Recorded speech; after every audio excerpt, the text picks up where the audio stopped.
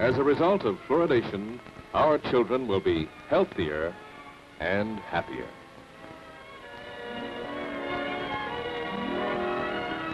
There is no health hazard that justifies postponing water fluoridation. You're not dealing with a benign substance. There's much too much risk for too little benefit. Fluoride is safe.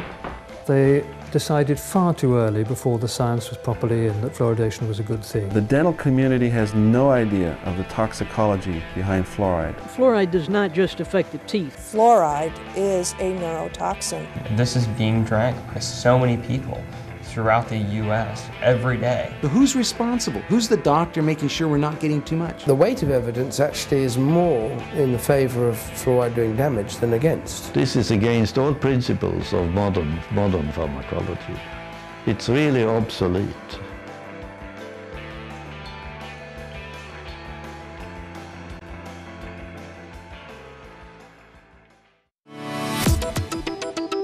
Water fluoridation is the practice of adding fluoride compounds to the public water supplies for the purpose of reducing tooth decay. The policy, which began in the United States in the 1940s, has been hailed by the Oral Health Division of the United States Centers for Disease Control as one of the top 10 public health achievements of the 20th century. However, a growing body of science indicates that fluoridation is neither safe nor effective. In this video, we examine why over 2,000 health, scientific, medical, dental, and environmental professionals are calling for an end to fluoridation worldwide.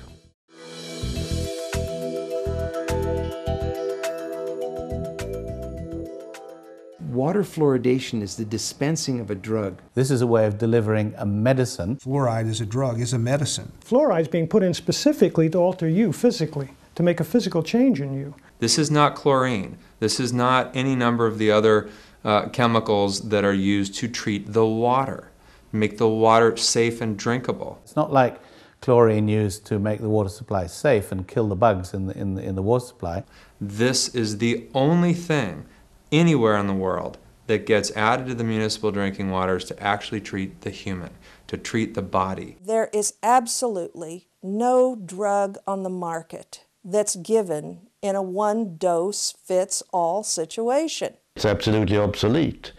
It's in modern pharmacology, it's so clear that even if you have a fixed dose of a drug, the individuals respond very differently to one and the same dose. Now in this case, you have it in the water and people are drinking different amounts of water, so you have huge variations in the consumption. You can have an athlete, a laborer, who are drinking many, many times the amount of water. You can have someone who's diabetic, who's drinking a ton of water compared to the average. I mean, the whole name of the game in pharmacology is to deliver the right dose to the right person at the right time. And that's not what fluoridation does. It can't do it. I would prefer an individual use approach. I would have no problem with a doctor or dentist prescribing fluoride for a patient that he was keeping in touch with and monitoring for possible side effects and for the efficacy of the drug. That's essentially what's done with any other drug, and that's the way it should be done for fluoride. We don't put other things in the water to try to keep everybody's blood pressure down or everybody's stroke risk down, and there's no reason why we should be trying a one-size-fits-all approach for this either. The problem with adding medicine to water is an obvious one of consent, that people can't give their informed consent, which is a basic of medical ethics. We're allowing communities to do to everybody in the community what an individual doctor cannot do to an individual patient, and that is prescribe medication regardless of the informed consent of the patient. What physician that you know in his right mind would treat somebody whose medical history he doesn't know, who he's never met, with a substance that's meant to do change in their bodies, and just with the advice, have as much or as little of it as you like, but you'll take it for a lifetime because it's meant to help somebody else's teeth? Voters medicate each other whether they want it or not. And if 51% of the voters say, we're going to medicate everybody in town, they all get medicated.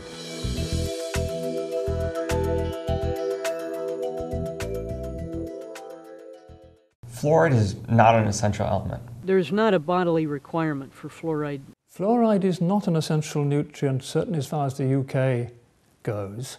You look it up in the books to see what our Department of Health says, and they say that no essential use has been found for fluoride in the human body. So it is not in the category of a vitamin, and apart from anything, it's miles more toxic than any other vitamins.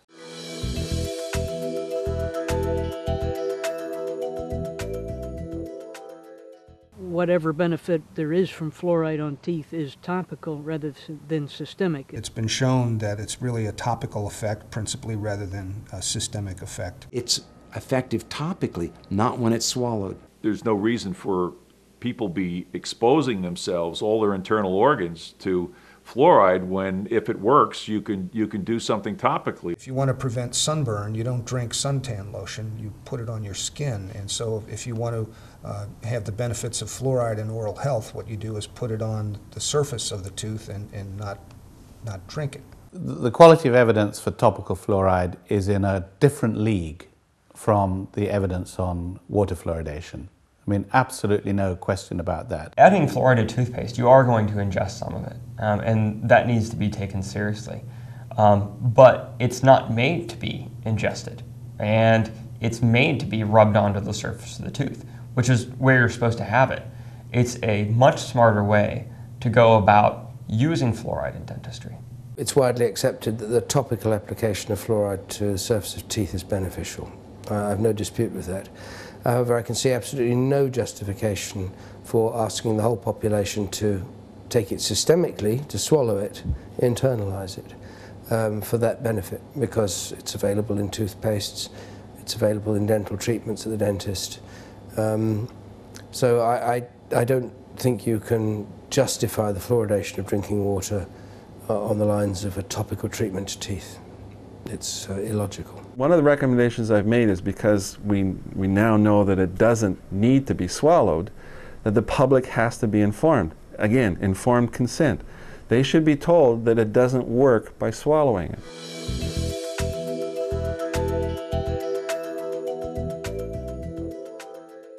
One of the things that the proponents are very careful to stay away from is to mention how many people don't fluoridate. Most of the Western world does not fluoridate their water.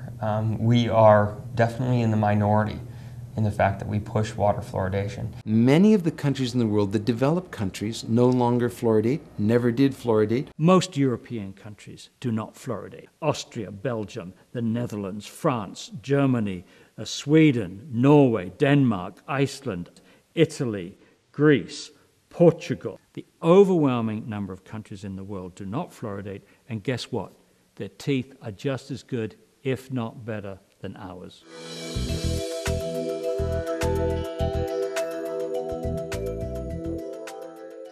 One of the most striking things, I suppose, was to look at trends in tooth decay over time in various countries. The comparisons between fluoridated countries like America and unfluoridated ones like most of Europe, and indeed most of the world, are very interesting. If you look at the World Health Organization database for 12-year-olds, that tooth decay has been coming down as rapidly in these non-fluoridated European countries as it's been coming down in the United States and other fluoridated communities. Areas that don't fluoridate have seen the same decrease in tooth decay that we have seen over the same time span. If you ask someone to pick out the lines, the decline lines, which are in countries where water is fluoridated, from those in countries where it isn't fluoridated, actually you can't pick them out. So I found that very surprising against the background of, as I say, having been a default fluoridationist.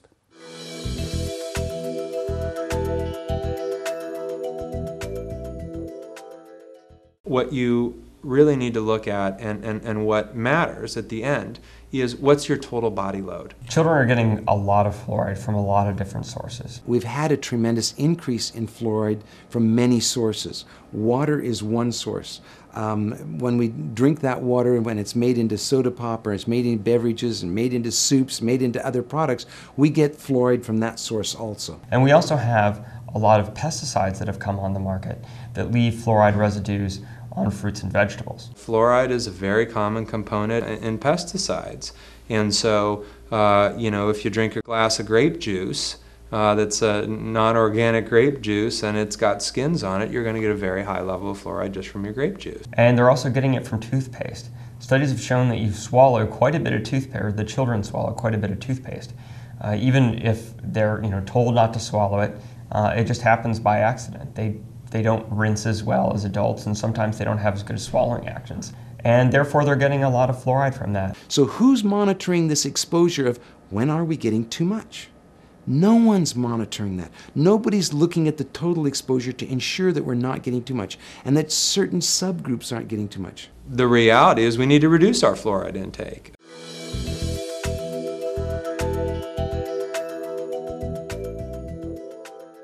In 2005, the Center for Disease Control admitted that 32% of our children in the United States, including children in non-fluoridated areas, have dental fluorosis. About a third of the children in this country have some form of dental fluorosis, meaning that they had too much fluoride exposure during their early childhood. Dental fluorosis is damage to the tooth because of too much fluoride exposure. We swallowed too much fluoride and it shows up as white spots, brown spots on the teeth. You see these white spots or splotches or lines. In more severe fluorosis, you actually see the surface layer flaking off. You see brown spots. And in severe cases, there's actual chipping and pitting and erosion of the tooth. Dental fluorosis is a biomarker that your child has been overexposed to fluoride during the development of their teeth. We now believe that there are several mechanisms involved. Fluoride could be inhibiting the enzymes, the serine proteinases that are degrading the final traces of proteins that are left behind in the teeth. The mechanisms have something to do with interference with the enamel-forming proteins or inhibition of some enzymes during that critical period. To do that, impacting those the enamel cells in the teeth, means that it can also impact cells elsewhere in the body. The promoters have always had this faith that you could damage the growing tooth enamel, the enzymes, the G proteins, or however that happens, without damaging any other tissue in the body at the same time. And I think that's very unlikely. Not only is it an effect on teeth, what's happening in the teeth is very likely happening in the bone as well, because we have the similar kind of structure of hydroxyapatite mineral structure in the bone and the tooth. Your teeth are sort of a window into the bone, a window into your skeleton. So if there's this adverse effects going on in the teeth, there are very likely to be adverse effects going on in the bone. It's a sign of toxicity. It is not just to be taken or dismissed as merely a cosmetic effect.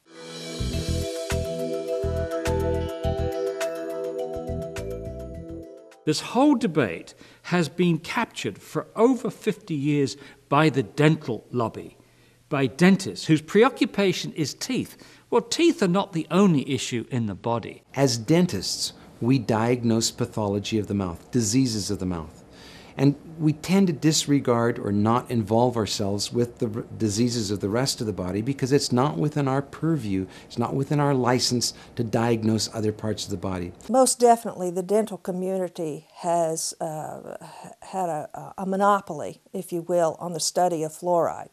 And they have absolutely used tunnel vision to look at fluoride as a dental concern. However, it is not just a dental concern. It's a toxicity concern. The National Research Council has a report that just came out in 2006, which is one of the best sources